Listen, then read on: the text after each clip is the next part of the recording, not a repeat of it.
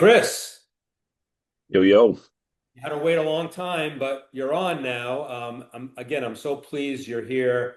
You came highly recommended from so many people. I mean, I knew about you. I didn't really know you well, but I knew you through Kevin Rogers and Kim Krause Schwam, and then other people chimed in when I said you'd be speaking.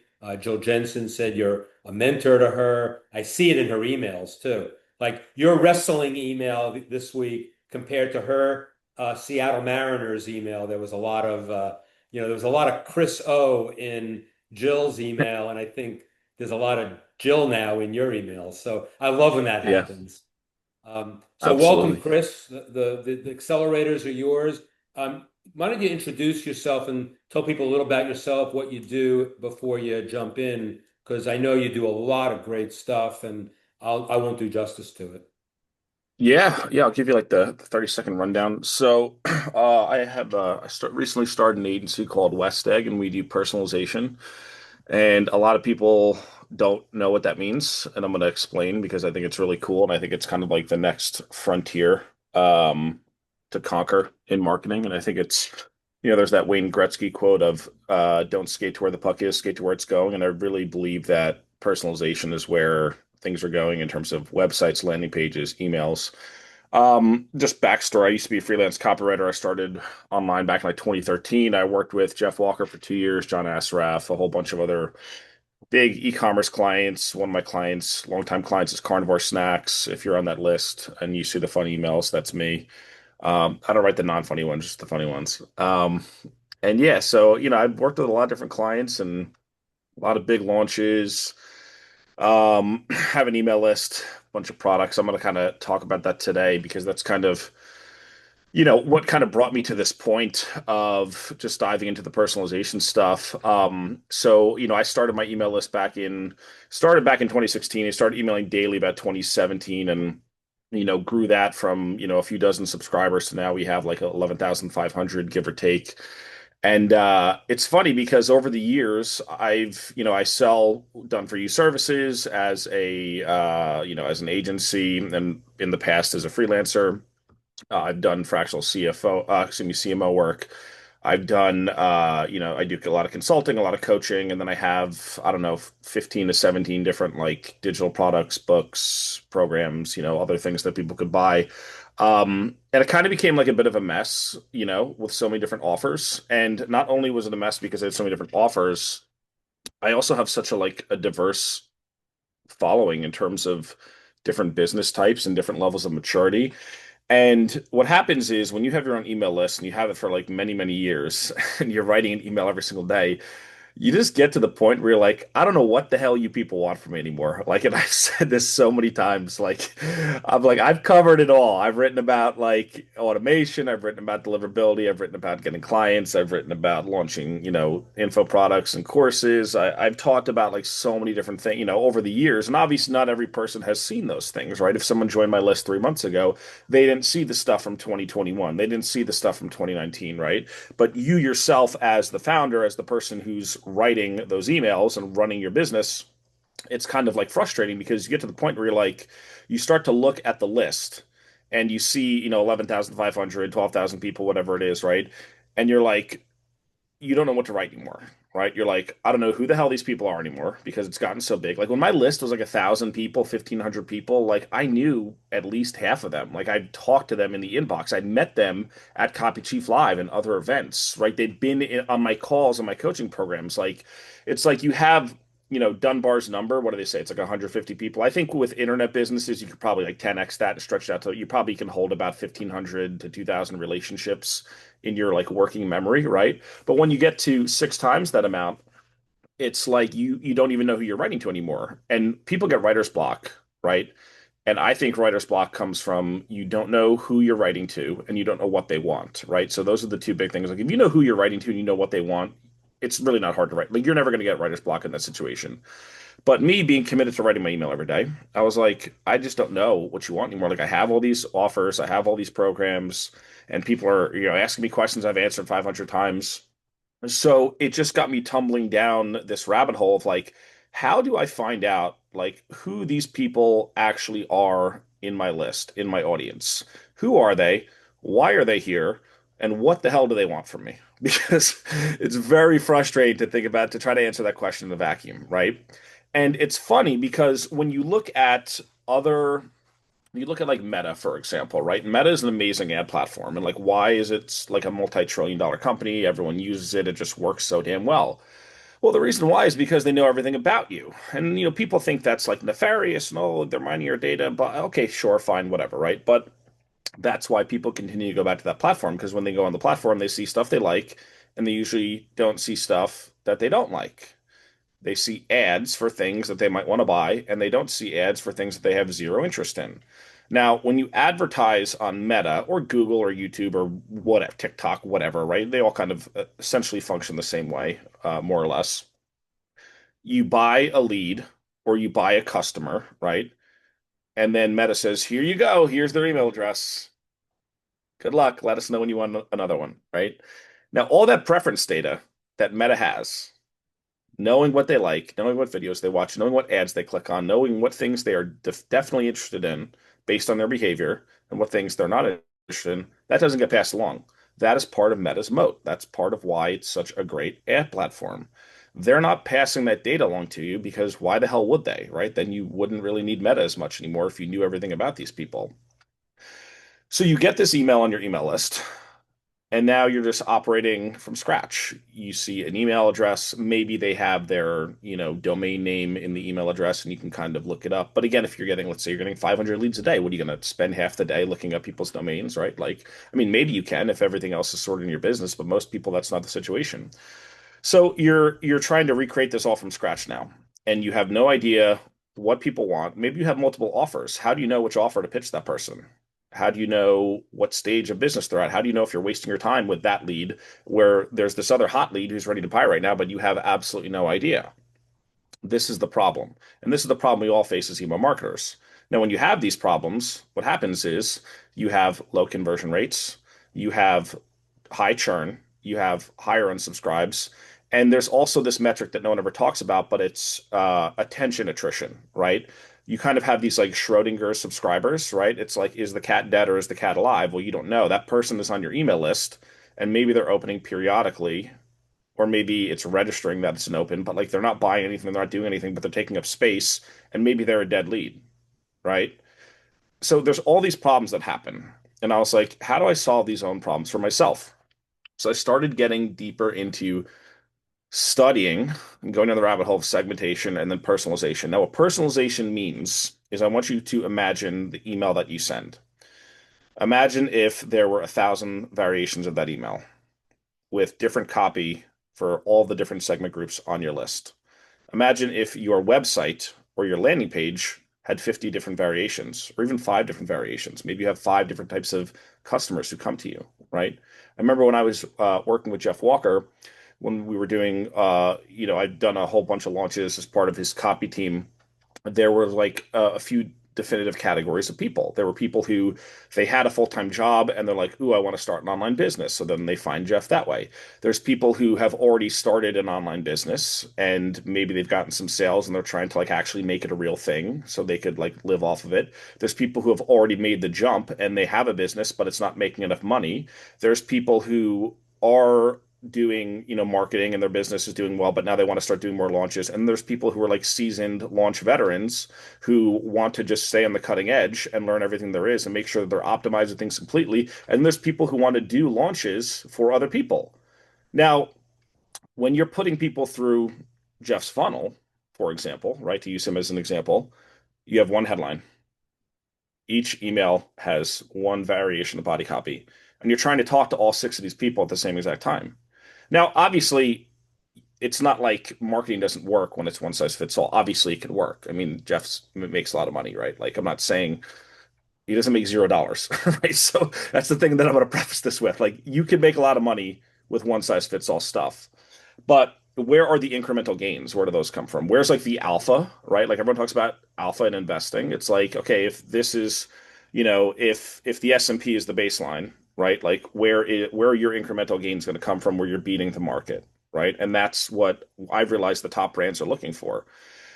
And a lot of these big brands that I've been talking to, like they don't need to like learn, oh, here's how you write a story-based email. Like they've solved that problem already. They don't like give a shit. They're like, we sell millions of dollars worth of stuff every month. Like, cool, yeah, we got that handled. They have automations, right? They have all this stuff. But what happens now is they have 400,000 people on their email list, and they're all there for different things. And they realize that they are leaving a lot of money on the table. And I would argue that this is not just a problem in bigger businesses. I think it's a problem in smaller business. I mean, my business only does like $1 million a year top line with 11,500 email subs, right? Like a relatively small business compared to some of the clients I'm working with who are making, high 8 or 9 figures. So what you have to understand is that when you put people like through an automation, for example, right? People always come to me all the time. This happens all the time in my business. They say, I have this welcome sequence and it's converting at this percentage. And I'm like, okay, well, we could like rewrite the copy, but what that's just doing is that's just this copy was aligned for this segment, and now we're writing a new variation that's going to be aligned for this segment, and you might rewrite it, and the conversion rate might be the same because you're just reshuffling, who it's appealing to. What if you could have 7 different variations of your welcome sequence and you didn't have to clone 7 of those, right? All you had to do was use a little bit of liquid code to change the variations of the copy.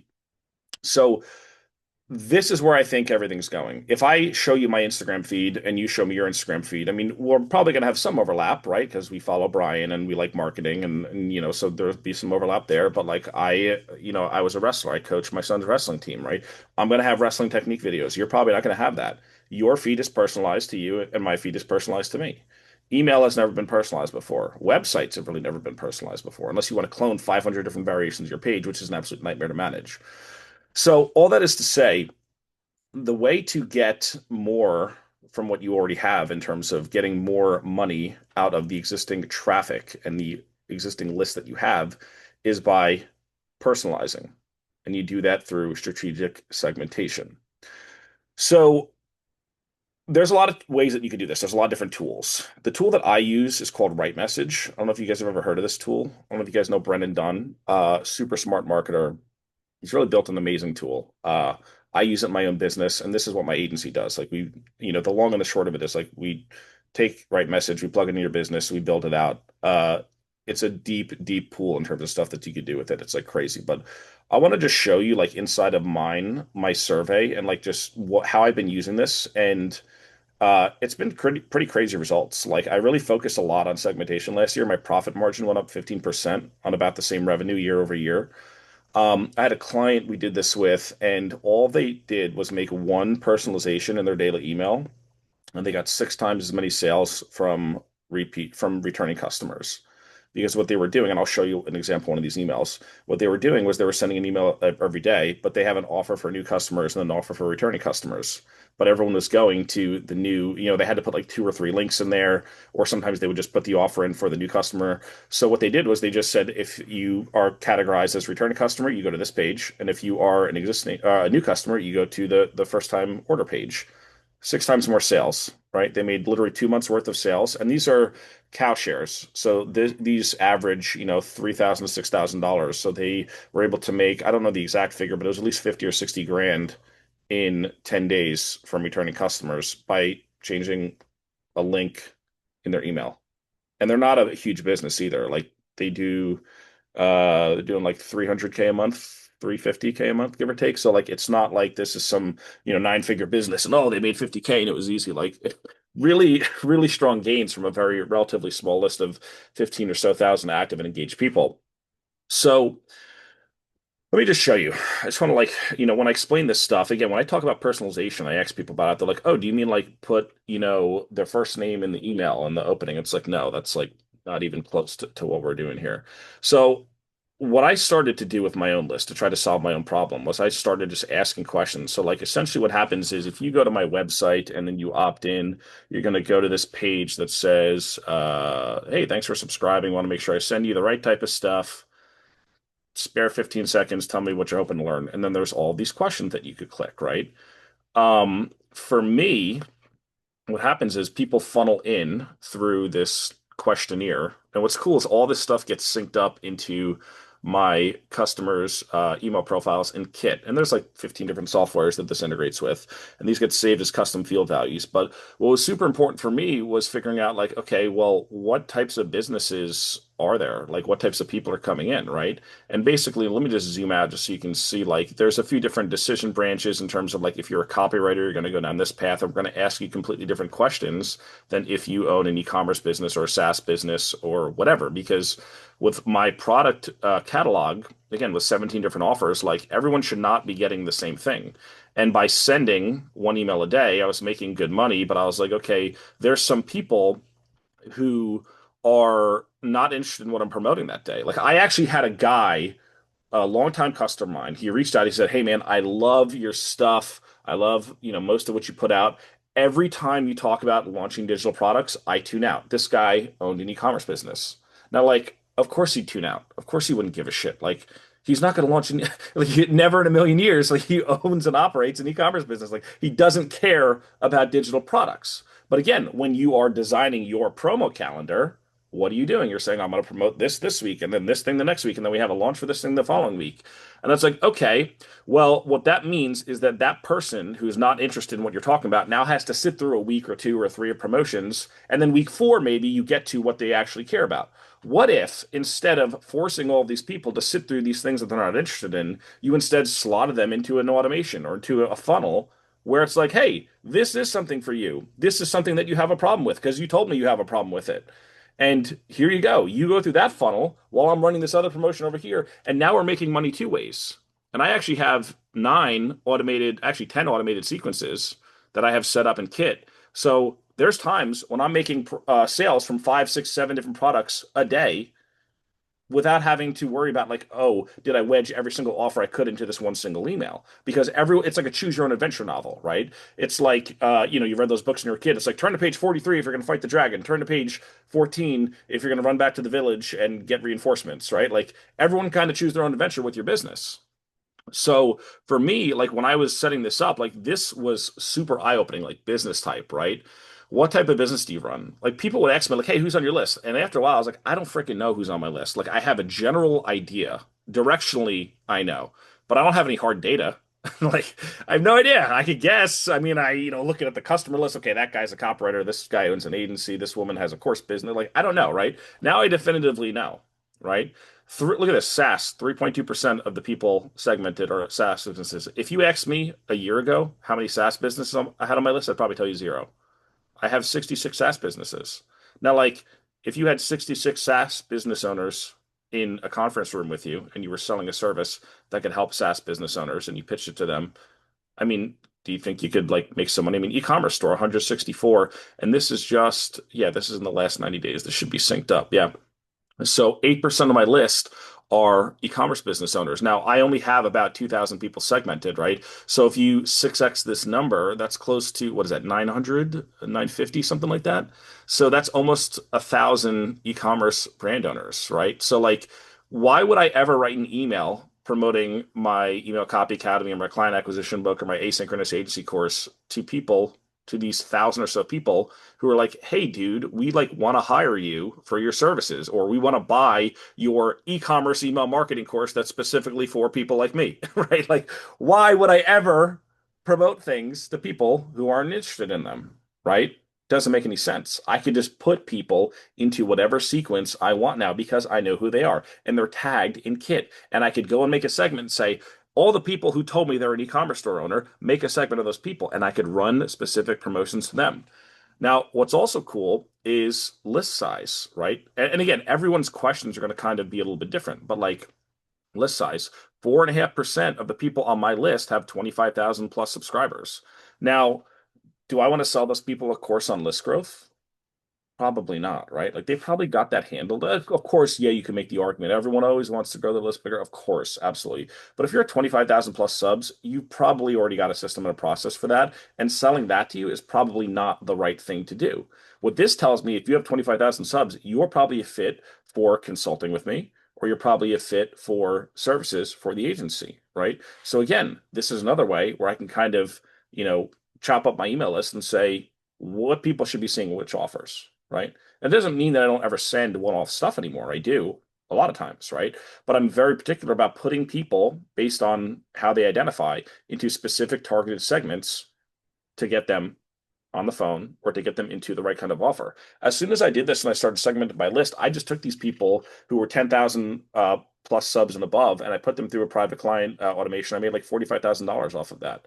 And I was like, wow, that was pretty cool. Like, why the hell wasn't I doing this 10 years ago or 5 years ago? Right? Like, what's taken me so long to start asking these questions? What's also cool too is I have this question. We do a lot of automation work in my agency. Like, when are you hoping to get your automations dialed in? 24% of people said ASAP, right? It's like, oh, you know what I should do with those people? I should make them sit through like a 4 week promotion when I'm selling a low ticket course, right? Wrong. Of course not. Why would I do that? Right? Like, they have money burning a hole in their pocket. Why am I not meeting them, meeting, their desire for getting help, right? 24% of people look in the next 90 days, 45% of people. So there's 69% of people who are in market in the next 90 days. They've told me that, right? So again, if you think about this, that's out of 1,200 data points, right? So if you think about this, there's probably, two, three, four times the amount of people who might be in market that I could send more targeted offers for services. And that's exactly what I've been doing. And we've been closing more clients as a result of it. I mean, this is not necessarily rocket science, right? But people don't do any of this stuff with their email list. They don't segment at all. They don't ask any questions. Or if they do, that information is siloed and doesn't get kicked back up to their subscriber profiles, and they don't do anything with that data. They just say, oh, wow, look, we did the survey. We got all this information. That's really, really cool. So when doing this for clients, I have a client right now. They are a supplement brand. And what they have is they have people who they have supplements that treat like 12 different, there's like 12 different problems that these supplements support. So like one is like immune system, one is low iron, one is sleep issues. Like they have all these different supplements. So like, when all the people are coming to the website, it's like, well, what are you trying to like optimize here? And then they're going to tell us that. And then, what we're going to do? We're going to pitch them the product that they want to buy instead of just pitching whatever we decide to pitch that day because that's what the promo calendar says. So it's crazy because the next frontier is learning who these people are on your email list. What are the segment groups, right? What are the clusters of people? What percentages? There's amazing things. Another one of my clients we did this for, he's in the peptide space. he we did a survey in terms of like what's the number one problem you're trying to solve. Anti-aging was the number one issue. And he has a bunch of courses, dozens of courses for all different types of issues, fat loss, muscle building, all these different kinds of things. Can anyone guess how many anti-aging courses we have? Take a guess. Remember, this is the number one issue in the survey. This is the number one thing out of all the 10 options. The number one thing that people said that they wanted from this guy. Guess how many anti-aging courses we have? Zero.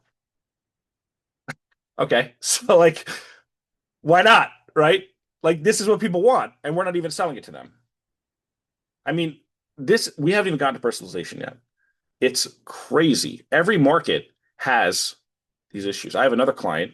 They're in the homesteading and farming space, right? They have products for people who are trying to raise cows. They have people who are products for people who are trying to raise pigs. They have products for people who are trying to raise sheep. We don't know who's raising what, right? So you know what we're doing now? We're asking, are you trying to raise cows? Are you trying to raise pigs? Are you trying to raise sheep? And then you know what we're going to do with that? We're going to pitch them the appropriate products. We're going to put them into automated sequences. And you know what's going to happen when we do that? Take a guess what's going to happen when we do that. Can anyone guess? It's a tough one. Don't feel bad if you don't got it. It's a tough one. We're probably going to sell a lot more stuff, right? Like, not rocket science. But again, like, nobody is really doing this. I mean, it's absurd what's possible. Now, what's crazy about this, I want to show you something else. What's crazy about this is once you know these things, I want to show you this email. So I'm sending an email out to my list tomorrow. And it's where I'm doing a list swap with my friend Adrienne Doris. I don't know if you guys know Adrienne. She has new business level 11 leaders. So, I'm promoting her lead magnet and I'm like, okay, well, this is about delegation. Now, like delegation, this is how to like delegate tasks to your team. Now that's going to mean something a little bit different depending on what type of business you run, right? Like me delegating tasks in my agency is going to look different than someone who runs an e-commerce business, obviously, right? Because we're probably delegating things to different people. So what I could do here is like this is the generic line for people who run segmented. You'll ship projects faster, grow revenue faster, and win back more of your time. So basically, what I'm doing is I'm personalizing this based on business type. So for an e-commerce store, you'll ship campaigns faster, grow store revenue faster, win back more of your time. So you can focus more on uh, opening up new acquisition channels, launching, launching new SKUs, and increasing the value of your brand for when you're ready to sell it, right? If someone sells online courses and coaching, you'll launch courses faster, increase your team's ability to generate leads and traffic. And let's see what else would be important for a course or coach. Get more leverage through your coaching programs, right? Service-based business. You'll deliver client work faster, free up time to build infrastructure, and finally have a killer team who can get you out of day-to-day operations so you can focus on increasing your agency's valuation, right? So do you guys see how like it's one email? All I'm doing is writing one email. And then what it's going to do is going to give me this liquid code right here. That's pretty ugly, right? But you just copy and paste this, assuming that your ESP supports liquid, and then it's going to run the custom field values when it sends this email and say if this custom field value is this, send them this variation. If this custom field value is this, send this variation. If this custom field value is this, send this variation, right? So this is just one piece of criteria that I used, right? I could also make let's see, if you're terrible at delegating tasks, you're going to be paying these people money, which means to start this whole process over again, and your business will likely stay the same and even shrink. And that's important. No, watch this, no matter what stage you're at. So this is assuming I don't know their stage of business, but let's say I'm going to customize based on email revenue, right? So let's see what we come up with here. So we could use AI to populate these, but usually I just go in and edit these. But let's see, and that's important, especially when you're just starting to generate revenue from an email. And that's important no matter what stage you're at, especially when you're in growth mode trying to scale past that 10K a month mark. And that's important no matter what stage you're at, especially when you're, well, actually, we would just change this. And that's important. Here, let's do this. Boom. Boom. Oops. Look at this. Especially when you're generating serious email revenue, want to push even further. And that's important, especially when you're already doing 50K a month from email, have a team helping you run it, right? So now all of this, now we have 35 variations of this email. So this is, it's like point, click, personalize, right? This is what you can do with every single one of your emails. Think about all of your automations, right? Even if you have one product, think about if you have one product. A lot of people have one product. They have a skyscraper business rather than a strip mall, right? They're putting all their effort into scaling one product up. They tell you what's important to them, and then you reflect it back to them.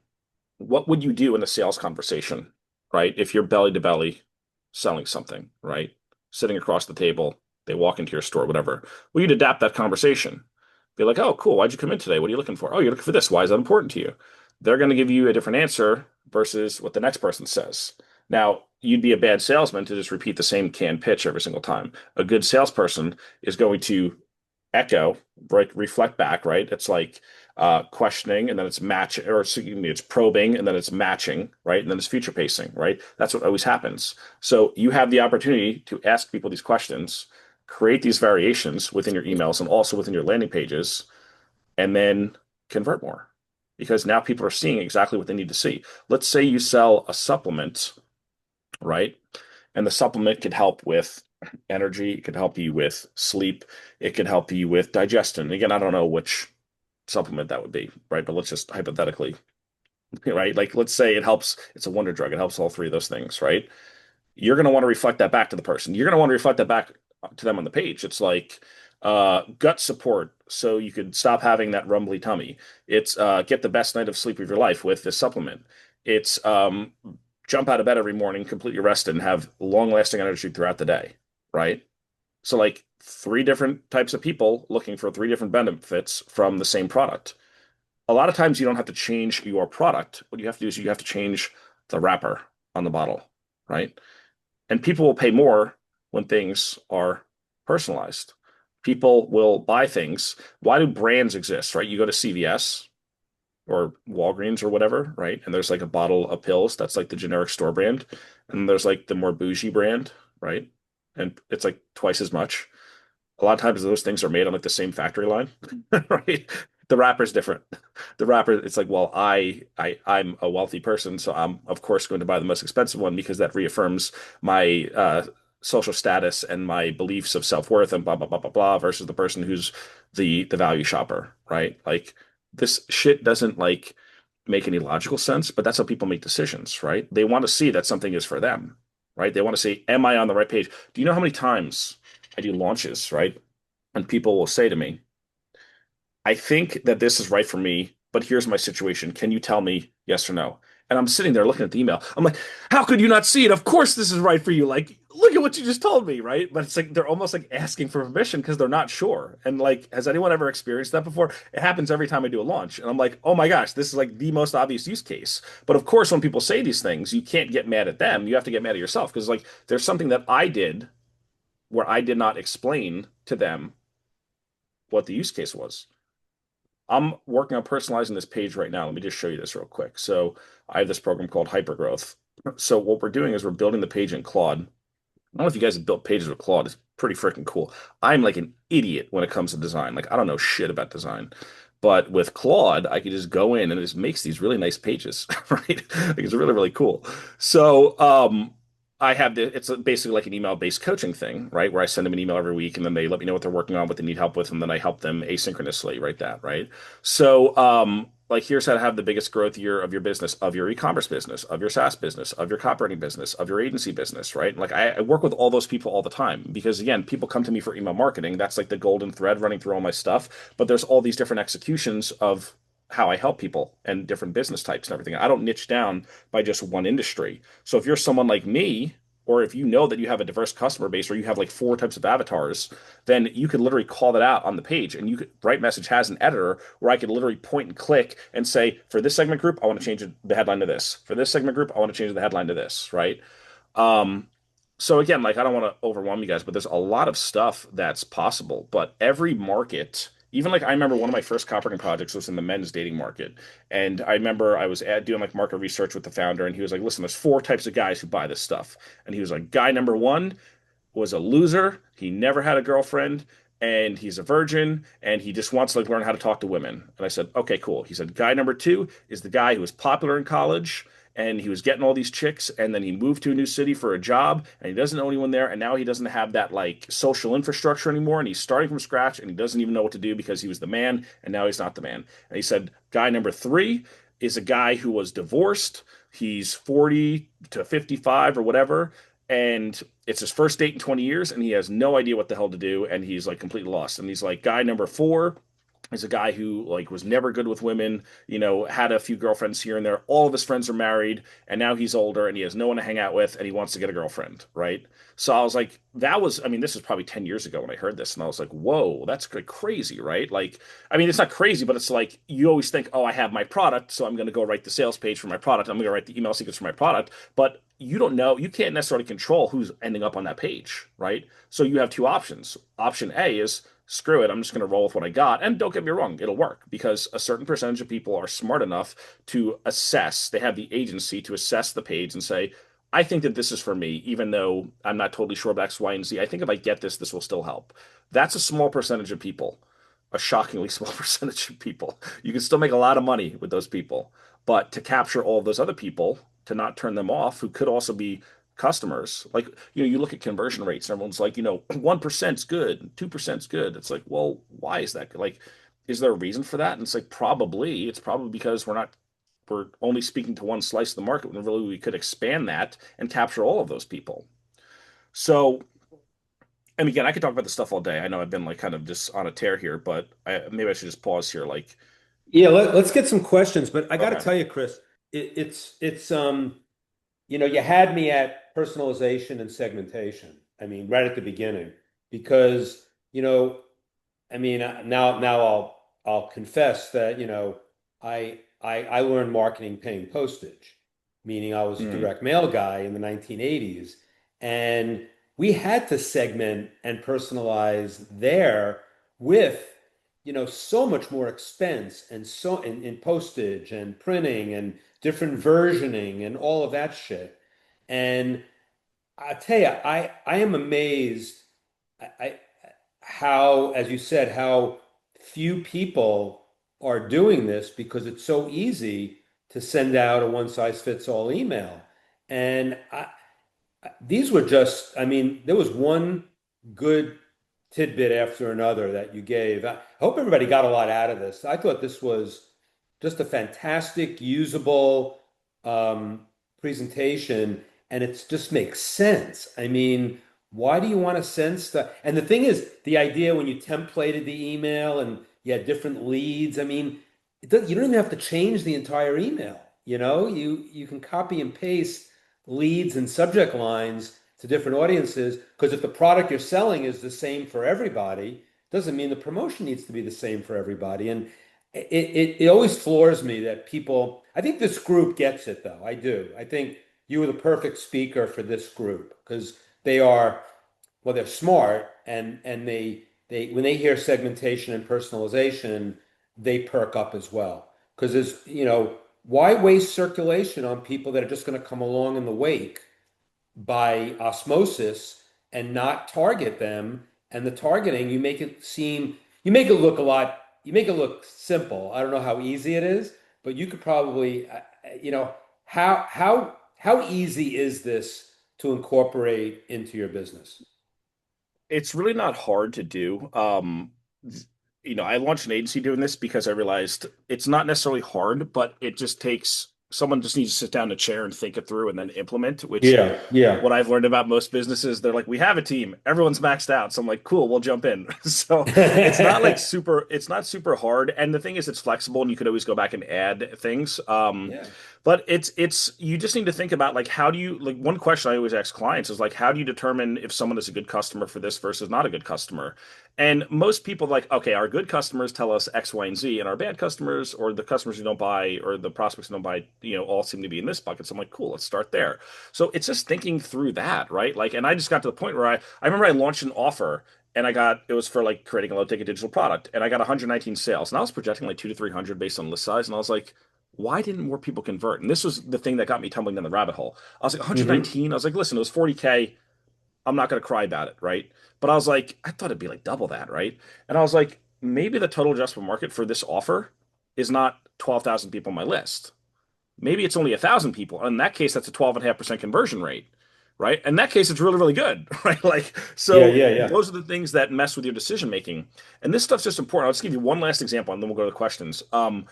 A buddy of mine has a fitness business and he talks about all different types of topics. And I remember he didn't personalize. But what he did was he sent an email that was like 3 health tests for 2026, and I was like, yeah, don't give a shit, and like I just ignored it, right? Then like a week later, he sent another email, and it was like health tests for dads who want to be around for a while and be present, and I was like, whoa, click. I was like, and the funny thing Yeah. is, do you really think there was a difference between the recommended tests in each one of those emails? No, it was essentially the same list of No, tests to no. get. But what changed was I saw myself in the marketing. I was like, Exactly. I'm a dad. I got 3 kids under 5. I want to be around for a while. My dad had 2 heart attacks. His dad died from a heart attack, right? So I'm Mm. like, holy fuck, like this is give me the test, dude. Give me the Yeah, yeah, test, right? Like, what are they? I need to know, right? But the other one, I didn't care. I didn't care because I was yeah. like, yeah, three health tests. Yeah, who gives a shit? It's not for me, right? Right. Like, so this is why it matters because it's that oh shit moment, right? When It's people see it, they're like, absolutely. this is for me. And Holy crap, it's this is for me. going back to what we talked about with Adrian's hot seat, the pain point. And it's whatever point, whatever thing you're going to trigger. Um, and it's amazing how many hot seats over the years I've seen where it's someone with a product that they think can be good for everybody in the world, and you can't sell to everybody in the world. It's just crazy. And so you find the silos and personalize and segment. It's, I don't know. It's just, this is eye-opening, hopefully, for some people here. I think and how to do it, because I think it sometimes seems somewhat um, uh, overwhelming to do Hmm. that kind of. Can you stay on past 1 o'clock? So we can do the questions. Yeah, yeah. I think I can go for like another 15 or so. Okay, so Sean. Hi, Chris. Thanks for coming on, man. I could sit and geek out with you all day. And Brian, going from Nick Holland, head of AI for HubSpot, to having Sam Woods, and now we've got Chris. And so I'm getting the big picture. And Chris, what we talked about here, I saw mostly back end, right? And you talked about launch, and here's what I'm interested. We had Nick Holland, who's head of AI for HubSpot on. We're talking about the front end, and a little bit like Brian said, the mail. If we're going to mail 100,000 pieces of mail this month, we're going to have our control, and we're going to have maybe a ABC split, maybe, and we're going to test some packages out here and cross our fingers and hopefully make some money. So I can see right away the benefit to what you're talking about on the back end. But you talked about doing launches, and this is kind of where I was talking with Nick Holland. We're getting all this data with AI and with just data becoming more and more available. And I won't get into the privacy stuff, a little scary, but Nick called it an intent merge. We're going to start doing intent merges. And I thought I've spent weeks thinking about this, and I'm starting to call it an empathy merge. But let me back off that for a second. And I just want to know how what you're doing can apply to the front end. So going after the cold sales. And can I get this data that's ample and just unbelievable and all over the place and load it into something like what you're looking at and start seeing these stats? You follow me? So here's one thing you could do. Can you like grab the data anonymously? It's kind of tough to do that and sync it Right. up. But what you can do, which might maybe this makes sense, and a buddy of mine actually just did this, and he had an 86.6% conversion from cold traffic, Wow. which is pretty substantial. Is what he did with his client with using Right Message was he personalized the ad campaign, the landing pages that the ad campaigns are driving to. So essentially, when you run an ad, obviously, what does everyone do? They say, well, we need creative diversity. So you get 100 different variations of an ad with 20 different headlines and different All creative, right. right?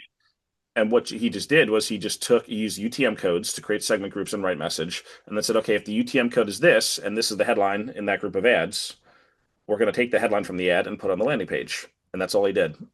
It was like Yeah. 86% conversion Awesome. increase. Yeah. Because again, like it's the same thing. It's like if this is what people do. They say, I have a client who they have six distinct segment groups. And it's funny because one of the segment groups, we use this other tool called Outer Signal to do some like demographic enrichment. They said 25% of the buyers who have, by the way, a 25% higher LTV than every other segment group, we have zero ads targeting them. So what they're going to do now is they're going to go out and create ads geared towards those people, right? Maybe they'll use specific influencers or kind of change the language. But what's going to happen is everyone's going to land on the same website, right? Right. So it's still a Yeah. problem. So what you do is you say, okay, if we're going after these Yeah. executives versus the outdoorsy type people, and these are the executive style ads and these are the outdoorsy ads, like what if we just use the UTM codes to change the landing page so that it was consistent and they saw what they needed to see? It's Yeah. like it's not really like earth shattering stuff, but it's just like No, nobody does this, But you got to that's do where it. it's I mean, going. you That's got where to it's do it. going. Yeah. So I'll be thinking for weeks again. Thank you. Thanks, Sean. We're here to serve you, Sean. Always, always. Jonathan. This is so cool. And the subtext for me is intention and signal, like rising above the noise. I really love Yeah. what you're doing and why you're doing it. Mike, I have a couple questions. One, have you played around with segmenting between like male and female audience and like kind of like writing styles and length and all that stuff? And then two, I'm curious about like when people are coming in, what is that perfect balance of like asking enough questions to get the data or formatting it in a way that they'll respond to it without just like, a laundry list of stuff? What have you found works the best to get what you need to be able to really understand them? So, segmenting my male female, yes, we've done that for a particular client. Not every client. Some clients it's more useful. Just to give you like a use case, let's say you sell us, let's go back to a supplement, a fitness supplement, right? Like, if you're a woman, you might be turned off by like super masculine branding, or maybe you see a bunch of like meathead, like bodybuilder dudes, and you're like, is Rose this for me? gold, And right? Yeah. yeah, and then, but if you see like women in the, because what with right message, you literally click the picture and say, this is a picture of a dude. Let's upload this picture of a woman. And if she's tagged as a woman, then it changes. Like I didn't even show you the page builder, but that's what it's like. You point, click, change the picture, right? Like I have a client who, or we're about to start next month. He sells wiper blades. So I'm like, dude, like if I drive a BMW and I land on the page and you have a Kia, like a picture of a Kia, like I'm gonna be like, guys, this is for me. I'm just going to change You told me, I told you I have a BMW. You're going to change the picture to a BMW, and then I'm probably going to buy more, right? So, gender, yes. In terms of the language, we haven't done a lot in terms of like, and there's definitely something to that because like I have about 40.5% women who follow me. I've just through the analytics that I've done. And which is, I think, it's almost half, right? It's funny though, like some women they recognize, like they'll email me and be like, you're very like, uh, I don't know, they say a few things, like sometimes you're a little aggressive or like a little whatever, right? But like, they like it, they stick around, right? But it's definitely not like you look at someone like a Maria Went, for example, like completely different voice than mine, right? And not that one is necessarily better than the other, but like it's just two different styles of saying essentially the same thing, right? So you can do that. I don't think that would be if it's useful for you and like you have more if you're sharing something and like how it might affect a woman versus a man differently, then like it might be a useful use case to do that. And then I don't remember the third question. Oh, the second question was just when you're like how you're getting the information. What is the balance you've found between Oh, asking too many questions? Like, what is the right amount that you're getting what you need? I so would what think you go we've for the How do you do jugular, that? right, Chris? You go for what the what we've jugular seen first. is that if they answer the first question, there's a 95% plus completion rate on all the other questions, and usually it's closer like 96, 97, 98. Okay. And it doesn't matter how many questions you put in there. Like Oh, it's kind of crazy. Yeah. Like you'll get a couple percentage points of drop off, but like if they answer that first one, they're probably answering most, if not all of them. It's wild to see because you think like I've had clients like I don't know, there's a lot of questions. I'm like, just trust me, and then the data comes through, and I'm like, holy crap! Like, yeah, you're right.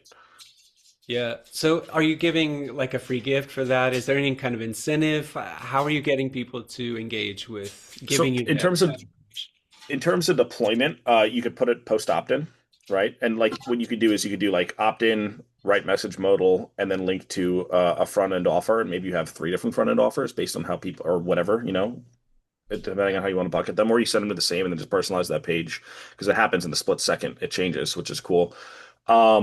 But so post opt-in is one way. There's also like this little toaster widget, and you can just leave it like if you go to orzi.co, you'll see the little toaster widget that just pops up on the thing, and you can just start clicking through. And people do it because they're like, oh, what's this? And they start clicking through. Or you can position it as a quiz funnel. It's like, what type of whatever are you, Yeah. right? And then Yeah. people start clicking through, and then the back end of like the quiz doesn't, or the segmentation survey doesn't really have to change whether you call it a quiz or a segmentation survey. I mean, Right. honestly, again, we're changing the wrapper. Like, hey, it's a quiz. Cool. I like quizzes, and you're gathering the same data and knowing what you need to know. Great. Thank All you. right. Thanks, Jonathan. Three Awesome. questions, and we got 8 minutes because Chris has to get out of here at 1:15. Amy. Hi, Chris. Hey, what's up, Amy? Good to see you.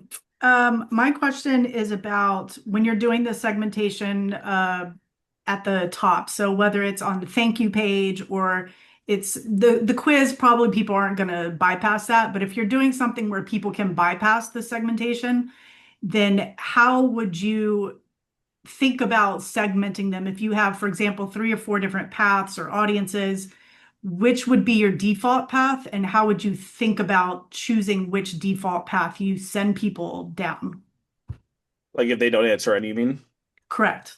Like if they don't answer any, I'm just gonna write what I want to write and then just choose to not like there might be an opportunity to back segment them later next time they come to the website or in my emails you're probably segmented so you don't see it, but I use a little piece of liquid code where it only displays to people who haven't been segmented yet. So it says like, hey, take 15 seconds and tell me about yourself. And there's like a little link to fill it out. And I get people filling that out every single day, even though I mailed about like directly the segment, they haven't clicked on that link, but like every day I'll have people who segment themselves. It's so in terms of like the default path is just the default path. There's nothing, you can't force them at gunpoint to take it, right? But what I find is like the most, and you're never going to segment 100% of people, but the people you are going to segment are the most active and engaged, and they're the people who are going to spend money with you anyway. And now you're going to get even more of them to spend even more money because now you're personalizing it. So it's almost like an 80-20 thing. It's like even if you only get 20% of your list segmented, like Justin Welsh did this. That's one of the big case studies Brendan has on the site. Like he did this for his launch. And I think he only got about 20% of his audience segmented, but that produced an extra $650,000 in revenue from his launch just from getting like 10% of his list. Yeah, I think it was 10% because I think it was about 20,000 people segmented. An extra like, 650K just from doing that. So you know, you, you get as many as you can.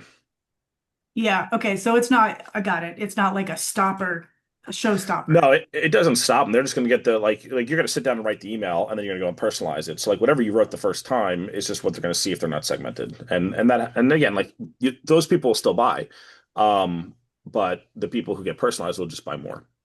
Thank you. Thanks, Amy. Elizabeth, Hey there, sorry about the video. I don't know what's going on there. you're worries. you're flickering. Yeah, I'm at max headroom. That's what I'm doing. Anyway, my question, I had two questions. One was, I mean, you rattled through a lot of the tools that you're using for this. So I think I heard Smart Message. I think I heard something like Adder Tool, like Right message is Right is the main one.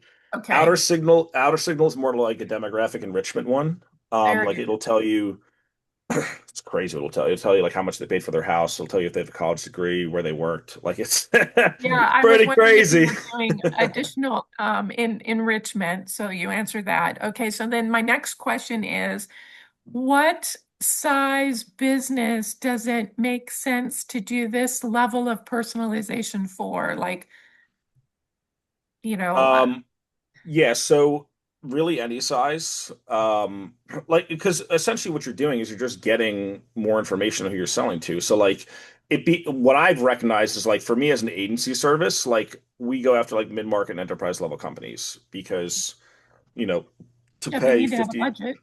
yeah, to pay anywhere from like 30K to 100K to have us like come in and do this stuff. Some of these businesses are really complex, multiple products, dozens and dozens of email automation. So like they could be big projects and they're not going to do it themselves, right? But again, it's like, okay, well, if you make, hundreds of thousands or millions of dollars as a result of it, like they have the scale to be able to do that with a handful of like sends, right? But again, like my business is not huge, and I've gotten massive benefits from it. Like collected cash, like a lot more of it. Again, Dirty Dog Farm is that one farm that I told you, and like, let me just show you. Like, I'll actually show you that. I have it pulled up right here. Like, what they do, just so you guys can see the context, is like they write their daily email, right? And they do a great job. If you guys need beef, go to Dirty Dog Farm. This button right here, this is what they change. They just change this button based on uh like whether you're a returning customer and you already have a cow share or you bought one from them before or whether you've never bought one. And that was the thing that produced like 6x sales increase for them. So the answer is your business can be pretty small and still get results out of this. And I think it's better to set it up earlier because it's harder to back segment data later on. Like if you have a Yeah. 640,000 person email list, like you might get 80,000 people segmented, but you're not going to get 80% of the 640K because those people are different levels of engagement and blah, blah, blah. But the earlier you set up, the more useful it'll be for you long term. So Yeah, great. Thanks. Appreciate it. Thanks, Elizabeth. It's sort of like with RFM. If you want to do an RFM analysis, we did it on a list of 9 million names at Boardroom, and that was done with a PhD in statistics, but you can do it on 100 names. And I think that having segmentation can never hurt you. And I think you added, Chris, that, by doing it early, it just sets you up for the future, because then you have, it becomes cumulative, it becomes, everything. And RFM is still going to rule the day in terms of how people buy, but having all of the other information lopped onto that, man, it's, you assume your list is going to get bigger. And so start when it's small. And also, like, do you want to see if the traffic stuff that you're doing is actually getting the right kind of people? Like, Exactly. would you rather find that out now or like 2 years from now? Like after you Yeah, spent, tens of thousands on ads or whatever, and like, oh shit, I actually was getting the wrong people the entire time. Like that's what it's going to tell you. exactly. Partiv, take us home. Oh, I think you're muted. Oh, you got it. You got to unmute. Chris, thank you very much. It was a beautiful presentation. I will read the transcript or watch the recordings again. I own an agency, and my clients are significantly smaller and way down market from your clients. I kind of sort of to an extent do what you do, but not quite to your extent. I mean, my data comes. How can we do a miniature version of what you do? If you were forced to be working with dentists and attorneys making $1 to $3 million, how would you segment, subsegment, and sub-subsegments? I mean, I do the ask method. I have my own. It's when you take away segmentation money, a lot of options are taken off the table. But I mean, you are like a guy who looks like a gigantic version of me. So I'm at. And he'll wrestle you to the ground, Partiv.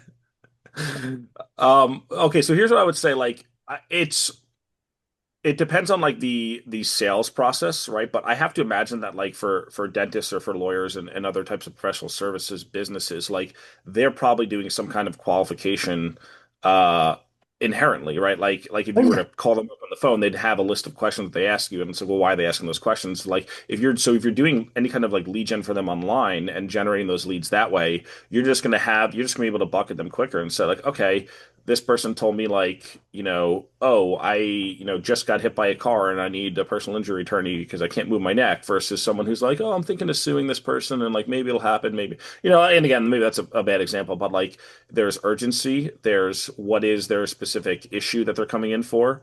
There's have they ever worked with a lawyer? Have they ever, when was their last dentist appointment? Like there's a lot of things like that that'll be useful, that could also help change the website. Again, like lawyers, like there's a lot of law firms who do multiple things, right? So like if someone tells you they're here for personal injury versus divorce versus real estate versus estate planning, like, and they tell you that, then you could be like the number one choice for estate planning, the number one choice or the number one choice in Nashville, Tennessee for divorce or or like whatever. Yeah, Like no, you just I change. understand. I know Yeah, where yeah. you're going.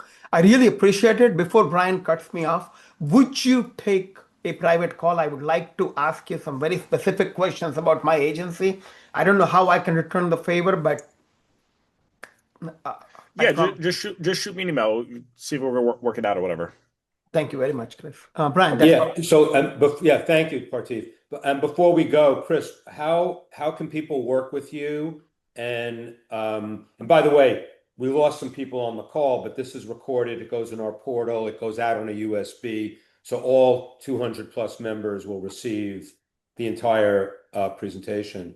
But how can they work with you? And how can um, you know, how do you, if they wanted to employ you in some way? Yeah, so you can go to my agency, westegg.agency, and you can see the beautiful site that I made myself in Claude, which I'm really, really proud about. But what there is, if you want, we do like an audit where I just hop on and essentially find like 10 ways that you can increase conversions across your entire funnel. So it's pretty good deal. You know, free, pays for itself, you know. Money back guarantee if you're not happy with it. But yeah, you know, and I love talking about this stuff, and it's just cool because again, like a lot of people are just like traffic's only getting more expensive, and organic content's only more competitive, like you know, with all the AI stuff. So it's like, where's your edge? It's like I just think this is an edge for people because you got to get like what does Jay Abraham say? Getting everything you can out of everything Out you of all got, you right? got. Like That's right. that's what you got to do nowadays. It's like you can't really afford to not to let the people, you know, money slip through the cracks. So that's what I'm just trying to help people with. Yeah, it's great, Chris. I'm so glad you're one of the speakers that, you know, I regret that we didn't get you on earlier. My bad. But, you No know, worries. yeah, but I'm really glad that we're connected now. I've been a fan of yours for a while. So, um, I'm on your email list. I love reading your emails. And keep up the great work. And hopefully some of the Titans will want to work with you in some way.